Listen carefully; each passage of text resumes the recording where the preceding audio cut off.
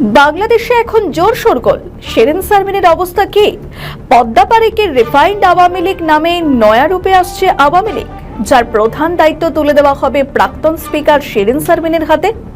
দিন কয়েক আগে গ্রেপ্তার হন তিনি, আর এই গ্রেপ্তারি যতটা চাঞ্চল্যকর ছিল তার থেকে আরো বেশি নাটকীয় ছিল তার জামিন। গ্রেপ্তারির অল্প সময়ের মধ্যেই জামিন পান তিনি। এখান থেকেই প্রশ্ন ওঠে যে আওয়ামী লীগের নেতৃত্বে কি দেখা যাবে শিরিন শারমিনকে? কিন্তু এইসব খবরই ভুয়ো প্রমাণিত করে বেরিয়ে আসে আসল খবর, আর তা হলো আওয়ামী লীগের নেতৃত্ব দেওয়া হচ্ছে না প্রাক্তন স্পিকারকে। সূত্রের খবর, বাংলাদেশ ছেড়ে বিদেশে চলে যাচ্ছেন তিনি। আর এর থেকে স্পষ্ট যে আওয়ামী লীগের দায়িত্ব অন্য কারোর হাতে ছাড়তে রাজি নন শেখ হাসিনা।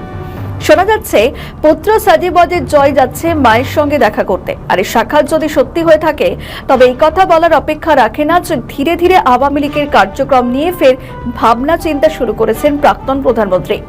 হালফিলে কি অবস্থা বাংলাদেশের অন্তরে? পালাবদলের পর পদ্মাপাড়ে ক্ষমতায় আসে বিএনপি, প্রধানমন্ত্রীর গদিতে বসেন খালেদা পুত্র তারেক রহমান। বাংলাদেশে ইউনূস সরকারের পর কেটে গিয়েছে 18 মাস, আর এই 1 বছরেরও বেশি সময়ে কি উন্নয়ন হলো বাংলাদেশে?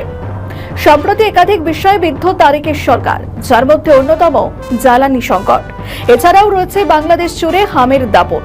হামে আক্রান্ত হয়ে কোল খালি হচ্ছে মায়েদের, বাড়ছে হাহাকার, হাসপাতালে চূড়ান্ত অব্যবস্থা আর অমিল পরিষেবা। দীর্ঘদিন ধরেই বাংলাদেশের সরকারের বিদ্যুৎ বিল বকেয়া রয়েছে।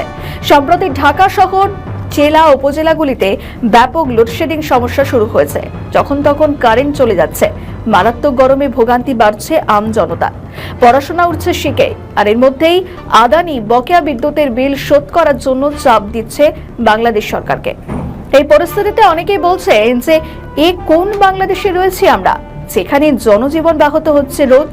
ফলে ছাইচাপা আগুনের মতো ক্ষোভ বাড়ছে তারেক রহমানের সরকারের প্রতি। তাই বাংলাদেশের জনতার একাংশ চাইছেন ফের ক্ষমতায় আসুক হাসিনা। তার আমলে ভারত সহ একাধিক দেশের সঙ্গে সম্পর্ক যথেষ্ট ভালো ছিল, কিন্তু এখনকার সরকার দেশের যে হাল করে ছেড়েছে তাতে এই কয়েক মাসেই তারেককে আর চাইছে না একাংশ।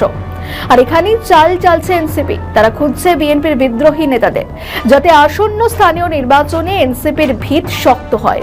সূত্রে খবর, কিছু বিক্ষুব্ধ নেতা যোগাযোগ করেছেন এনসিপির সঙ্গে।